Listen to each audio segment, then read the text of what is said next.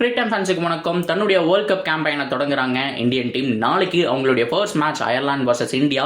So இந்த match எப்படி இருக்கும், இந்தியன் டீம் உடைய பிளேயிங் லெவன் என்ன, இந்தியன் டீம் சுவாரா வின் பண்ணுவாங்களா இல்லை அயர்லாந்து டஃப் கொடுப்பாங்களா அப்படிங்கிற கம்ப்ளீட் டீடைலை இந்த வீடியோவில் பார்த்து தெரிஞ்சுக்கலாம். அதுக்கு முன்னாடி ஃபர்ஸ்ட் டைம் சேனலுக்கு வரீங்கன்னா மறக்காம சப்ஸ்கிரைப் பண்ணி சப்போர்ட் பண்ணுங்க. அப்போ தான் அப்டேட் எல்லாமே வந்து சேரும். சரி வாங்க வீடியோக்குள்ள போகலாம். ஸோ அயர்லாந்து வர்சஸ் இந்தியா ரொம்ப க்ரூசியலான மேட்ச்னு சொல்ல முடியாது, ஓரளவுக்கு ஈஸியான மேட்சாக தான் வந்துட்டு இந்தியன் டீமுக்கு தொடங்குது. அப்படின்னா கூட அயர்லாந்து அவங்களுடைய கேம் பிளேவை பயங்கரமாக இம்ப்ரூவ் பண்ணியிருக்காங்க. குவாலிட்டியான பேட்டிங் லைனப்பை கடந்த 2 வருஷத்தில் கொண்டு வந்திருக்காங்க. அண்ட் பவுலர்ஸ் நிறைய பேர் இம்ப்ரூவ் ஆயிருக்காங்க. ஐபிஎல் ஆக்ஷனில் கூட நிறைய பேர் வந்துட்டு அப்ளை பண்ணுவாங்க. ஜோஸ்வால் லிட்டில் எத்தனை பேருக்கு ஞாபகம் இருக்குன்னு தெரியல. ஸோ ஐபிஎல் செலக்ட் ஆனாரு. ஸோ ஒன் ஆஃப் த டீசென்டான ஒரு பவுலருங்க, பயங்கரமாக பண்ணுறாரு. இந்தியன் கண்டிஷன் அவருக்கு செட் ஆகலை அப்படின்னா கூட மற்ற எல்லா கண்டிஷன்லையுமே பார்த்தோம் அப்படின்னா பயங்கரமாக பண்ணிட்டு இருக்காரு. ஸோ பவுலிங் யூனிட்டும் ஸ்ட்ராங்காக இருக்கு, பேட்டிங் ஓரளவுக்கு டீசெண்டா இருக்கு. ஆனா இந்தியன் டீமை தோக்கடிக்கிற அளவுக்கு இருக்கா அப்படிங்கறதா மிகப்பெரிய கேள்வி. ஆனா இப்ப பிரச்சனை இந்தியன் டீமோ அயர்லாண்டோ கிடையாது. இந்த ஒரு வென்யூ நியூயார்க் உடைய பிட்ச் தான் one of the worst pitch அப்படிங்கறத நான் சொல்லியே ஆகணும். ஸோ அந்த அளவுக்கு பெருசா இல்லை. அதற்கான காரணம் என்ன அப்படின்னா, நீங்க ஸ்கிரீன்ல பாக்குறீங்க இல்லையா, கிட்டத்தட்ட இது 3 மாசத்துக்கு முன்னாடி பிப்ரவரியில எடுத்த பிக்சருங்க. ஃபுல்லா பனியா ஒரு காலி இடத்துல இருக்கு தெரியுமா. இப்போ இந்த இடத்துல ஸ்டேடியம் வந்திருக்கு. வெறும் 3 மாசத்துல கண் மூடி திறக்கிறக்குள்ள பார்த்தோம் அப்படின்னா சும்மா டக்கு டக்கு டக்கு டக்குன்னு கட்டி முடிச்சிட்டாங்க. ஸோ பிட்ச் அந்த அளவுக்கு சூப்பராக இல்லை அப்படிங்கிறத சொல்லி ஆகணும். ஸோ இதுக்கு முன்னாடி ஐபிஎல் எல்லாம் நீங்கள் பார்த்துருப்பீங்க. என்ன ப்ரோ ரொம்ப போர் அடிக்குது, ஒவ்வொரு மேட்சை 250-300 அடிச்சுட்டு இருந்தால் நல்லாவா இருக்கு, ஒரு பேட்டிங் சைடு மட்டுமே போகுது, பவுலர்ஸ் வந்துட்டு அவங்களுக்கு ஒரு சான்ஸே கிடைக்க மாட்டேது அப்படிங்கிற மாதிரி சொல்லிட்டு இருந்தப்போ இப்போ இந்த T20 வேர்ல்ட் கப் பவுலர்ஸ் உடைய கேமாக மாறப்போகுதுங்கிறதான் நிதர்சனமான உண்மை. So first match west Indies பார்த்துருப்பீங்க. வெறும் 136 ரன்னை ஸோ அவங்க கடைசி வரைக்கும் எடுத்துட்டு போய் 19வது ஓவரில் அடிச்சாங்க. ஸோ அந்த அளவுக்கு ரொம்ப டஃப்பாக ஒரு சின்ன டீம் கூட இவ்வளோ திணறினாங்க வெஸ்ட் இண்டீஸ் அப்படின்னா இந்த ட்ராக் தான் காரணம். ஸோ அடுத்த மேட்சும் பார்த்தோம் அப்படின்னா வெறும் 106 ரன்னோ 109 ரன்னோ வந்துச்சு. அந்த மேட்ச் டை ஆச்சு. அப்புறம் சூப்பர் ஓவர் போச்சு. ஸோ அதுக்கப்புறம் தான் சூப்பர் ஓவரில் ஒரு டீம் ஜெயிச்சாங்க. அப்படியே கட் பண்ணோம் அப்படின்னா நேற்று South Africa versus Sri Lanka. So one of the முக்கியமான ஒரு மேட்ச் அந்த குரூப்லேயும் சொன்னோம். ஏன்னா ஜெயிக்கிறவங்க மொமெண்டமோட மேலே டாப்பில் இருப்பாங்க. அதுக்கப்புறம் மீதி இருக்க ஈஸியான டீம் எல்லாம் தோக்கடிச்சிட்டு வருவாங்க. ஸ்ரீலங்கா ஜெயிப்பாங்க அப்படிங்கிற மாதிரி தான் எக்ஸ்பெக்ட் பண்ணோம். ஆனால் புவரான பேட்டிங், வெறும் 77 ரன்னுக்கு ஆல் அவுட் ஆயிட்டாங்க. இந்த ட்ராக் அப்படி ஐபிஎல்ல சொதப்பின ஆண்ட்ரிக் நாக்கியா நேற்று போட்டு பிரிச்சு வீசிட்டாருங்க. என்ன ஒரு பவுலிங், 4 விக்கெட் எடுத்து கொடுத்தாரு. ஸோ அதே மாதிரி திரும்பி இவங்க சேஸ் பண்றதுக்கு ஆல்மோஸ்ட் 15 ஓவருக்கு மேலே எடுத்துக்கிட்டாங்க சவுத் ஆப்பிரிக்கா.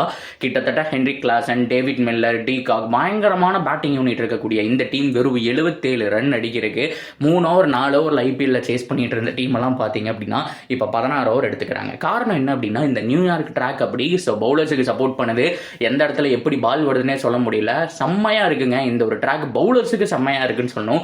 ஆனால் பேட்ஸ்மேன்களுக்கு உண்மையாலுமே சொதப்பலான ஒரு ட்ராக் தான். பாலை அவங்களால ப்ரெடிக்ட் பண்ணுறதுக்கு நிறைய டைம் எடுத்துக்கணும். டிகாக் வந்துட்டு வீசுன்னு வீசருக்கு ட்ரை பண்ணி ஒரே 6 தான் போன மேட்ச் அடிச்சாரு.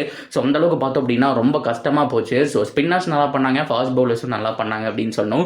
ஸோ இந்த ட்ராக்ல விளையாடுறது ரொம்ப கஷ்டம். இது வரைக்கும் லோ ஸ்கோர் தான் வந்திருக்கு. 136 தான் இப்போ வரைக்குமே ஹையஸ்டாக இருந்துட்டு இருக்கு. ஸோ அப்படி பார்க்கும்போது இந்தியன் டீம் ஃபர்ஸ்ட் பேட்டிங் பண்ணால் என்னை பொறுத்த வரைக்கும் அவங்களுடைய பேட்டிங் கெப்பாசிட்டிக்கு 160-170 அடிக்கலாம். திருப்பி அவங்க சேஸ் பண்ணுவாங்களான்னு ஒரு கஷ்டமான விஷயம். ஸோ இந்த ஒரு ட்ராக் அப்படிங்கிறது ரொம்ப ப்ரெடிக்டபிளா இல்லாம இருக்கு. ஸோ 2 டீம்ல யாருக்கு சாதகமா இருக்குன்னு பார்க்கலாம். ஸோ இந்த பக்கம் நம்ம கிட்ட பும்ரா இருக்காருங்க, எப்படியோ 4 ஓவர் திருப்பிடுவாப்ல. அண்ட் குவாலிட்டி பவுலர் ஸ்பின்னர்ஸ் இருக்காங்க. ஸோ கண்டிப்பா இந்தியாவுக்கு சாதகமா இருக்குன்னு நான் சொல்லுவேன். ஏன்னா இந்தியா இந்த மாதிரி ட்ராக்ல பயங்கரமா ஆடி இருக்காங்க. ஸோ கண்டிப்பா ரவீந்திர ஜடேஜா ஒரு குரூசியல் ஃபேக்டரா இருப்பாரு. ஏன்னா கிட்டத்தட்ட ஒரு சிமிலராக ஒரு சேப்பாக் ட்ராக் மாதிரி தான் இந்த ட்ராக் இருக்குன்னு சொன்னோம். சிவம் துபேவோட பேட்டிங்க்கும் அண்ட் ரவீந்திர ஜடேவோட பவுலிங்க்கும் கண்டிப்பாக வந்துட்டு ஹெல்ப் பண்ணும். ஸோ இந்த ஒரு நியூயார்க் ட்ராக்ல அவங்க 2 பேரும் நல்லா பண்ணுறதுக்கான காரணம் இருக்கு. பிகாஸ் வந்துட்டு இந்த லோ ஸ்கோரிங் இதெல்லாமே வந்துட்டு நம்ம சேப்பாக்கில் பார்த்துருக்கோம். 160 தான் வந்துட்டு அந்த இடத்துல ஆவரேஜ் ஸ்கோராக இருந்துட்டு இருக்கும்போது ஸோ கண்டிப்பாக அவங்களுக்கு இந்த பிட்ச் வந்துட்டு சப்போர்ட் பண்ணணுங்கிறதுல மாற்றமே கிடையாதுங்க. ஸோ நாளைக்கு நைட்டு 8 மணிக்கு இந்த மேட்ச் நடக்குது. இந்தியன் டீமுடைய பிளேயிங் லெவன் எப்படி இருக்கும் அப்படின்னா, ஸோ ஆல்ரெடி நிறைய வீடியோ போட்டாச்சு. இப்போ மிகப்பெரிய பிரச்சனையே என்னன்னா ஓப்பனிங் யார் இறங்க போறான். இந்த சீசன்ல இப்போ ஓப்பனிங் இறங்க தான் ஃபைனல் வரைக்கும் ஆட போறாங்க.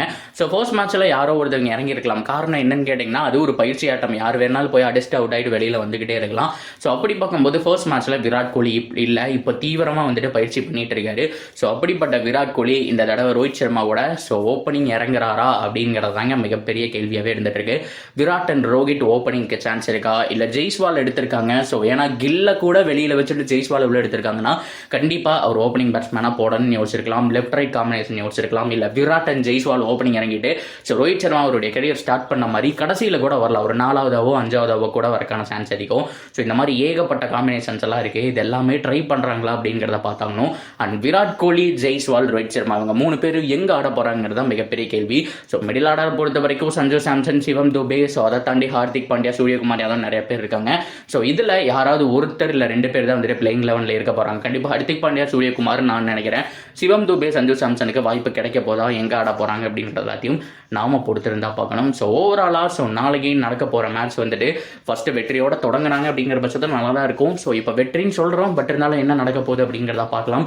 ஸோ நீங்கள் என்ன நினைக்கிறீங்க, இந்த நியூயார்க் ட்ராக்கை பற்றி என்ன நினைக்கிறீங்க? வெறும் 3 மாதத்தில் இந்த ஸ்டேடியம் கட்டி முடிச்சிருக்காங்க, அதை பற்றி என்ன நினைக்கிறீங்க அப்படிங்கிறது எல்லாத்தையும் தாராளமாக கமெண்ட் செக்ஷனில் சொல்லுங்கள்.